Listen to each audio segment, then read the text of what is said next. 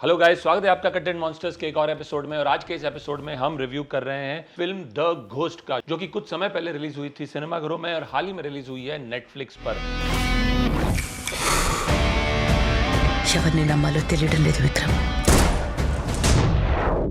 The ghost के मुख्य कलाकार हैं Nagarjuna, Sonal Chauhan, Gul Panag, Anikha Surendran, Simi Ghoshal, Vaishnavi Ganatra, Jayaprakash, Manish Chaudhary, Kalyani and Ravi Varma. The ghost जो है कहानी है एक इंटरपोल ऑफिसर की। नागार्जुन इंटरपोल ऑफिसर का रोल प्ले कर रहे हैं और उनकी साथी इंटरपोल में होती है Sonal Chauhan. And between smashing gangsters and blowing them off, वो लोग रिट्रीट कर जाते हैं अपने डुएट्स गाने में, इधर ऑन अ यॉट और ऑन अ डेजर्ट। सो शुरू के पार्ट के फिल्म का यही पैटर्न है। They smashing gangsters down with bullets and then they go off to sing a song. They come back to smash some gangsters and they go off to sing a song. अब interpole में ये सब कैसे possible है, कैसे conflict of interest नहीं होता कि एक डिपार्टमेंट में काम करने वाले कॉलीग्स का एक ही दूसरे के साथ अफेयर है और उनके सीनियर्स को बिल्कुल कोई प्रॉब्लम नहीं है, ये थोड़ा समझ के बाहर है। ये दोनों इंटरपोल ऑफिसर्स हैं दुबई में। अब दुबई में इंडियन एम्बेसडर के बेटे का अपहरण हो जाता है बाय सम गैंगस्टर्स और पूरी कोशिशों के बावजूद सोनल चौहान और नागार्जुन का जो कैरेक्टर है उसके बेटे को नहीं बचा पाते जिंदा। हालांकि उन किडनैपर्स को मार देते हैं बट उसका बेटा भी मर जाता है इन द प्रोसेस। इस इंसिडेंट का बहुत बुरा इंपैक्ट होता है नागार्जुन पे, because he ends up reliving his past, because कुछ चीज़ें हैं उनके पास्ट में जो उनको कंटिन्यू हॉन्ट करती है एंड ही फील्स मिजरेबल कि उस बच्चे को बचा नहीं पाया। And he takes it upon himself to finish all the gangsters in Dubai from different parts of the world on himself. वो अकेले जाके इन सब गैंगस्टर्स को मार मार के साफ कर देते हैं। वो इंटरपोल भी छोड़ देते हैं और उनका ब्रेकअप भी हो जाता है सोनल चौहान के किरदार के साथ, बिकॉज वो चाहती है कि वो अपना वायलेंस कम करे, अपने गुस्से को कंट्रोल रखें। अब 5 साल बाद जब वो अपने थेरेपिस्ट से एंगर मैनेजमेंट की थेरेपी ले रहे हैं, उन्हें उनकी सिस्टर का कॉल आता है जिसका रोल गुल पनाग प्ले कर रही है। अब गुल पनाग जो है एस्ट्रेंज्ड है अपने भाई से 20 सालों से। कुछ हुआ होता है उनकी फैमिली में जिस वजह से गुल पनाग फैमिली छोड़ के जाती है और शादी कर लेती है। अब 20 साल बाद वो अपने भाई की मदद मांग रही है, इसलिए क्योंकि वो किसी मुसीबत में है। वो अपने हस्बैंड की डेथ के बाद अपने हस्बैंड की ग्रुप ऑफ कंपनीज खुद चलाती है। She is a chairperson of a group of companies and corporate rivalry के चलते वो फियर करती है कि उसे और उसकी बेटी की जान को खतरा है। నువ్వు నీ కూతురు బతికుండాలంటే అన్నీ వదిలేసి పారిపోండి. ऊटी के पास वो रहती है। नागार्जुन पहुंचते हैं वहां अपनी बहन के पास, अपनी बहन और अपनी भांजी की रक्षा करने के लिए। किस तरह से कॉर्पोरेट राइवलरी के चक्कर में कुछ ड्रेडेड गैंगस्टर्स भी इन्वॉल्व हो जाते हैं, गुल पनाग का मर्डर हो जाता है और उसकी भांजी पे भी अटैक होता है। किस तरह से बचते बचाते नागार्जुन अपनी भांजी को बचाते हैं, तह तक पहुंचते हैं, बात की फिगर आउट करते हैं कि गैंगस्टर्स कौन थे जिन्होंने उसकी बहन और बेटी पे अटैक किया, क्या उनकी कंपनी में से कोई इन्वॉल्व है।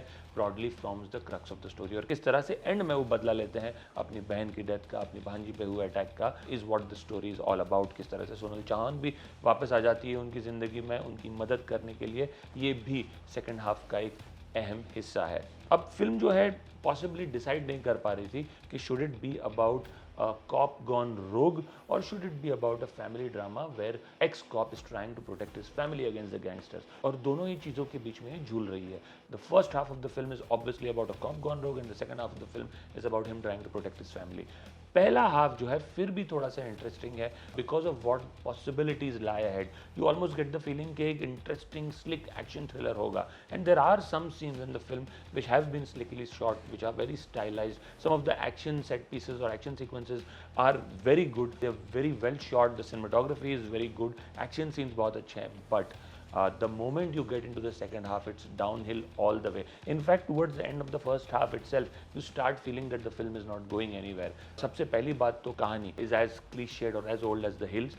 Secondly, while the action set pieces are stylized and very slickly shot and executed, but the action in itself is fairly over the top. Now, given that you have Nagarjun and Sonal Chauhan's character fighting hundreds and 200 maybe henchmen of the villains all alone, and they aren't even shot once by any of them, but their aim is absolutely perfect. In just one shot they're able to nail down all the henchmen, so that part is very very over the top. More so in a film like this which is about officers from the Interpol or secret agents, for them to do this single-handedly obviously looks way too over the top. And lastly, in a film like this, the climax needs to be very interesting. Again, here you have Nagarjun opening fire with that machine gun a la Vikram or KGF. You've seen all of that recently. So it's like a deja vu for the audience. They've already seen that. And those were far bigger action sequences. They were shot on a huge scale. So again, there is no novelty in some of these action scenes, and the climax is really over the top. There is a twist in the climax which might take the audience by surprise. I think Sonal Chauhan looks very good as an action star. She's done very well and she's taken to this role very easily. I had not expected that she could play the role of an action star, but I think she's done